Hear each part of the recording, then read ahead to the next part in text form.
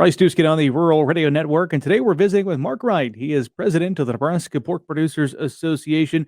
Mark, hope you had a very Merry Christmas and gearing up for the new year.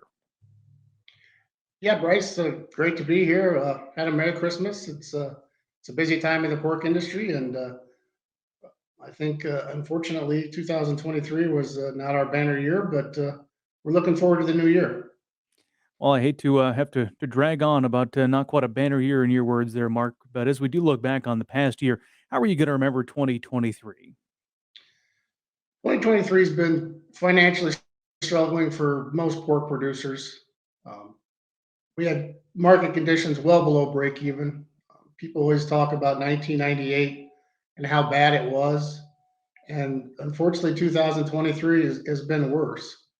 So we're looking for some different, maybe some different input costs going into 2024, which will make it a little bit more profitable.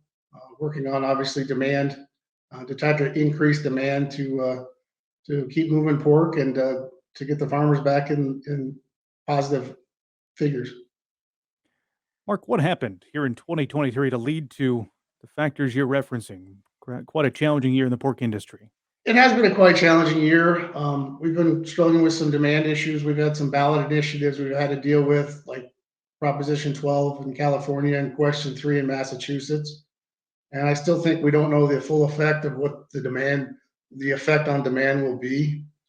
We also had a large pig herd, so we had lots of pork out there, and we're trying to take some steps in the next year to hopefully alleviate some of that.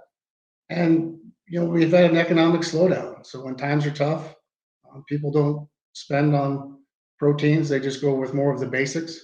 I know cost of production in 2023 was 53% higher than 2020. So it's definitely a big effect on the pork producers. And we've had a lot of positives going on in 23 also, but unfortunately there was quite a bit of negatives. When it comes to the work of the Nebraska Pork Producers Association, how have you all been stepping up for the past year to assist Nebraska pork producers? Well, we've still been working diligently to help promote pork and educate consumers and retailers and food service about getting pork items on the menu or in the stores, different cuts. Uh, we've Exports are a bright spot from 2023. They're up 9%, and for demand or as far as the price on the pig, 61% of the value of every pig marketed is from exports. So the increase in exports has definitely helped out quite a bit. And the United States is the one of the top pork exporters in the world. So that is a bright spot. We've been working on promoting pork into different local retail stores, trying to educate younger people about the versatility and the nutritious, great pork that we produce. Try and change people's mindset that pork is a great protein. It's the number one meat protein consumed in the world. So we're just trying to get people on board. And I know once they try it and they know how to prepare it, I know they'll enjoy it.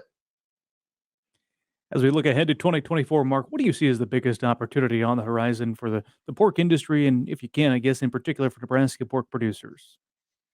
Well, we have a lot of opportunity in the new year.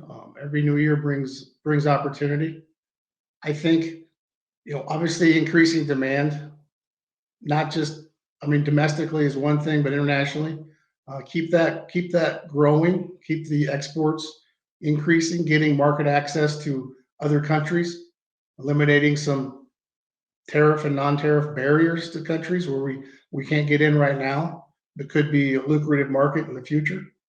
I know all the far as Nebraska Pork Producers Association and the national level associations are working diligently to do that. I think as far as domestic demand is targeting some of the younger consumers and your multicultural consumers.